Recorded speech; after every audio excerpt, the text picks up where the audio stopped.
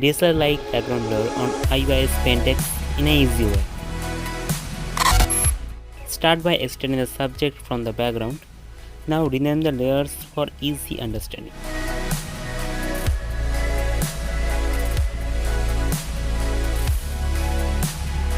Select Special Brush and in the Special Brush select Copy Pen Relative. Now using this tool, fill up the inner area of the background layer.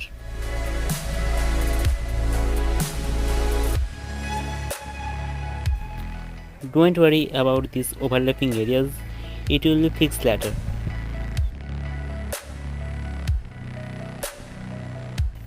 After this process, now go to Effects, Blur, then choose what type of blur you like.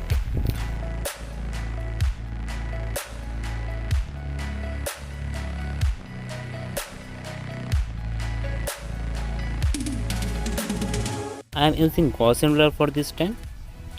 Now set the amount of you want in the blur.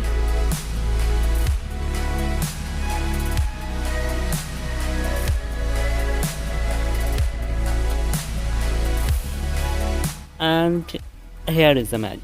Perfect background blur on Ibis mobile. Do subscribe and drop like if you learned something new.